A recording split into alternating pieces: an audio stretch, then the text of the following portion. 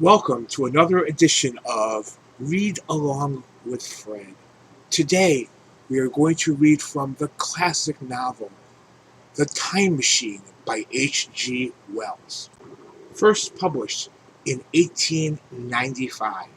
Chapter 2, The Machine.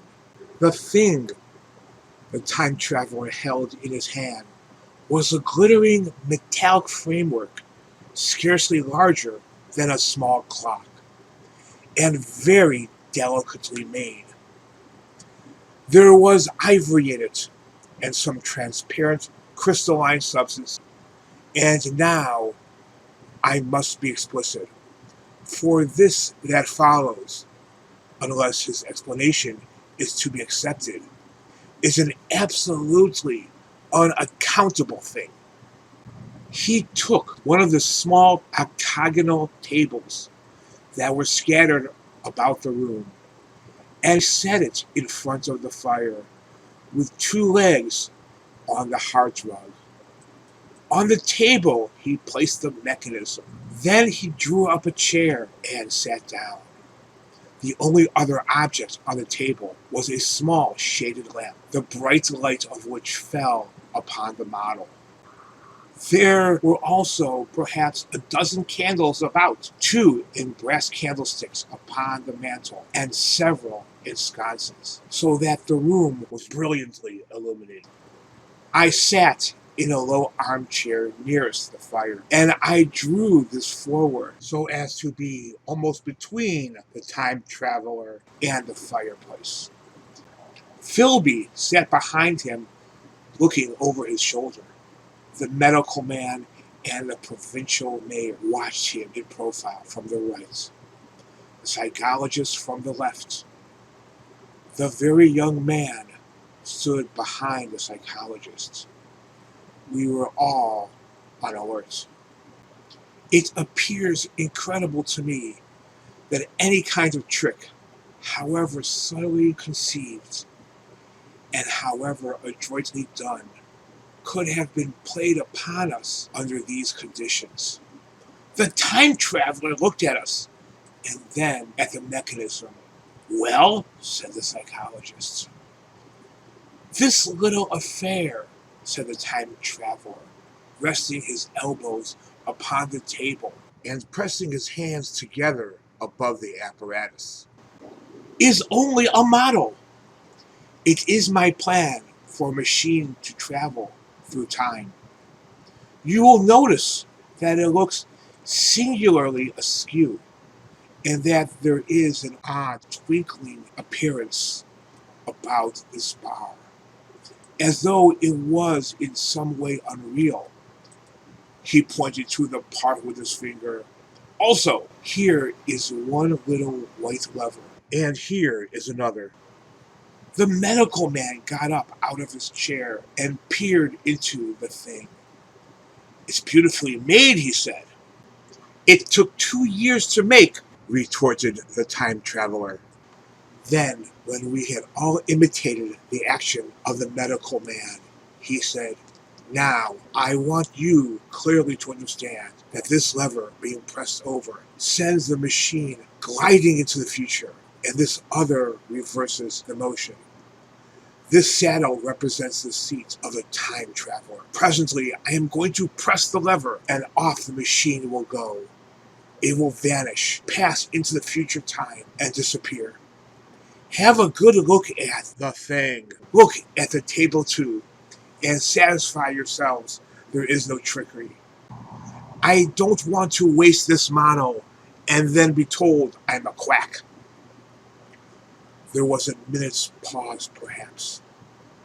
The psychologist seemed about to speak to me, but changed his mind.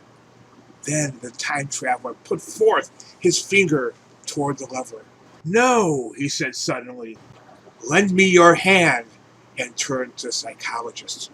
He took the individual's hand in his own and told him to put out his forefinger, so that it was the psychologist himself who sent forth the model time machine on its interminable voyage.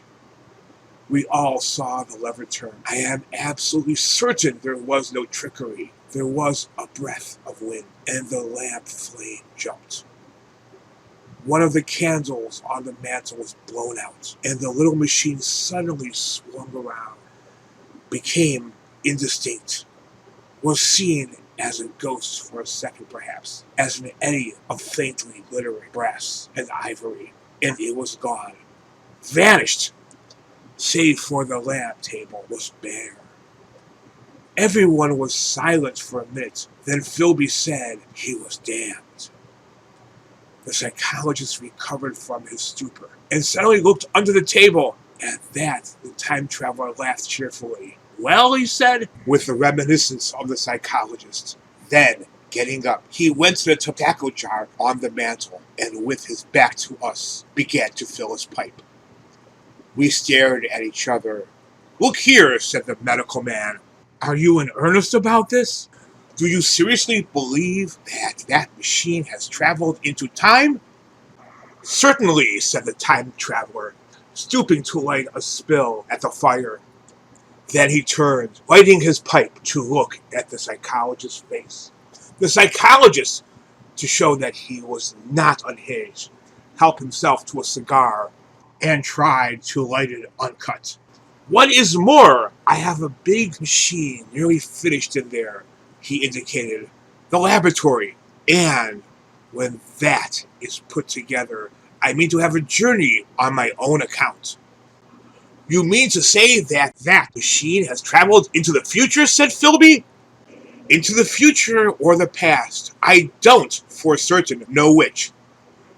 After an interval, the psychologist had an inspiration. It must have gone into the past, if it has gone anywhere, he said. Why, said the time traveler. Because I presume that it has not moved in space.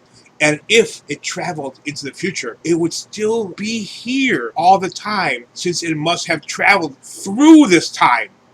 But, said I, if it traveled into the past, it would have been visible when we came first into this room, and last Thursday when we were here, and the Thursday before that, and so forth.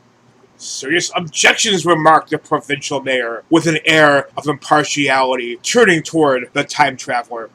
Not a bit, said the time traveler, and to the psychologist, you think you can explain that? It's presentation below the threshold. You know, diluted presentation.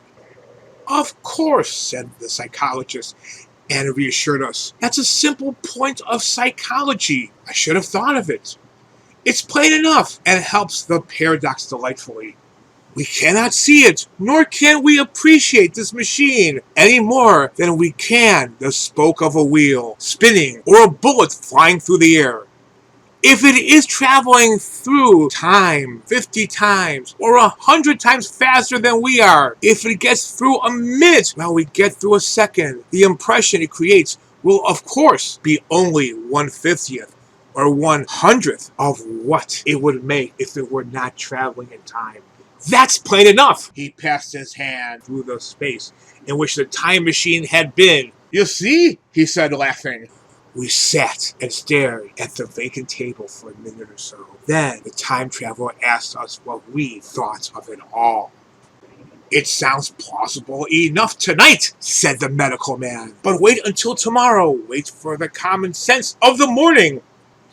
Would you like to see the time machine itself? Asked the time traveler. And therewith, taking the lamp in his hand, he led the way down the long, drafty corridor to his laboratory.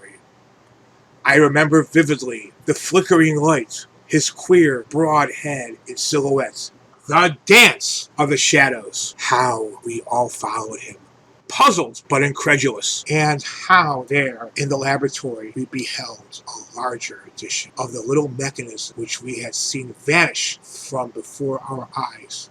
Parts were of nickel, parts were of ivory, parts had certainly been filed or sawn out of rock crystal. The thing was generally complete, but the twisted crystalline bars lay unfinished upon the bench beside some sheets of drawings. And I took one up for a better look at it. Quartz, it seemed to be. "Look here," said the medical man. "Are you perfectly serious? Or is this a trick, like that ghost you showed us last Christmas?" "Upon that machine," said the time traveler, holding a lamp aloft, "I intend to explore time. Is that plain? I was never more serious in my life." None of us quite knew how to take it. I caught Philby's eye over the shoulder of the medical man, and he winked at me solemnly. And that concludes Chapter 2 of The Time Machine by H.G. Wells. Also, check out the video featuring new words and definitions from this reading. And, of course, please like and subscribe.